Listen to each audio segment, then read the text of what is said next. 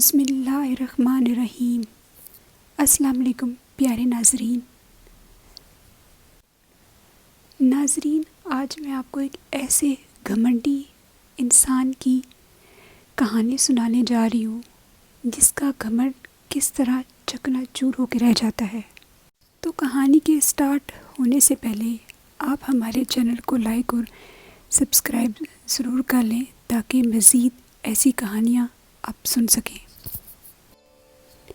ایک دفعہ ایک عبداللہ نام کا شخص ہوا کرتا تھا جو انتہائی گھمنڈی اور غصے والا تھا۔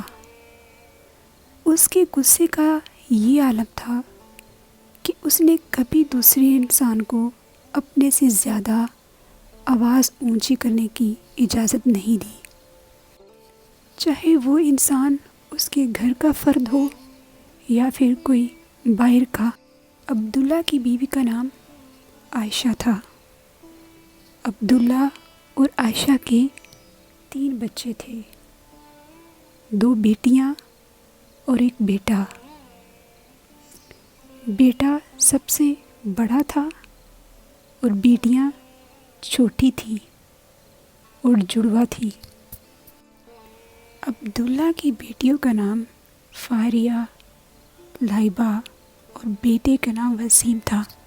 عبداللہ کی بیوی عائشہ کا تعلق ایک غریب گھرانے سے تھا، جس کی وجہ سے عبداللہ اسے ہمیشہ طعنے دیتا رہتا ہے، اور نہ صرف طعنے ہی، بات مار پیٹ تک چلی جاتی ہے، اور عائشہ ہر دفعہ اپنے خاوند سے پٹنے کے بعد بھی اسی گھر ہی ٹکی رہتی ہے، کیونکہ وہ جانتی ہے اس کے غریب ماں باپ اپنی اجڑی ہوئی بیٹی کا بوجھ برداشت نہیں کر سکیں گے۔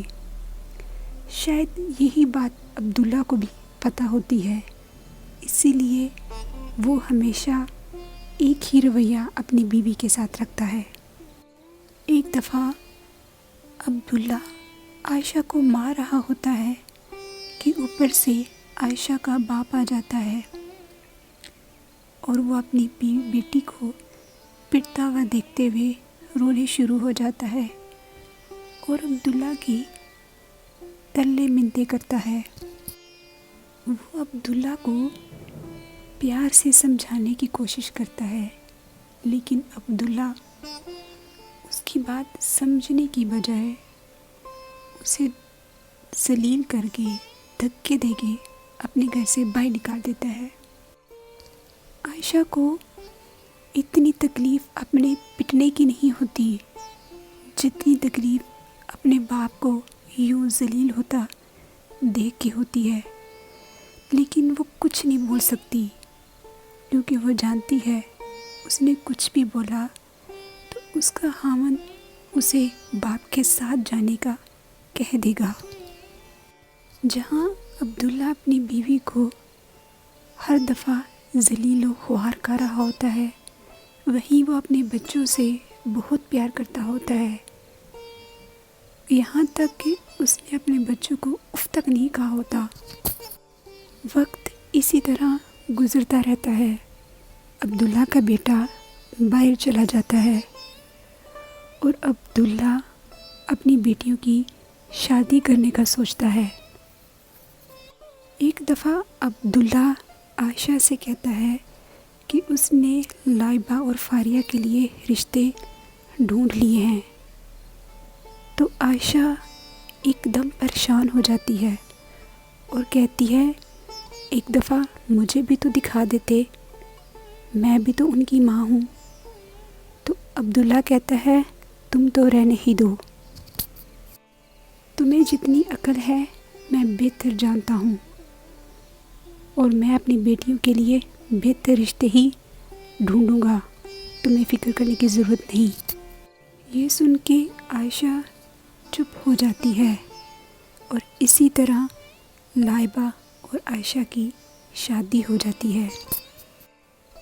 عائشہ اور لائبہ کی شادی کو تھوڑا ہی عرصہ گزرتا ہے کہ دونوں کی ازدواجی زندگی میں مسائل شروع ہو جاتے ہیں، جس کا ذکر وہ دونوں اپنی ماں سے کرتی ہیں، تو ماں انہیں چپ رہنے کا کہتی ہے اور کہتی ہے اس کا ذکر اپنے باپ سے بالکل نہ کرنا۔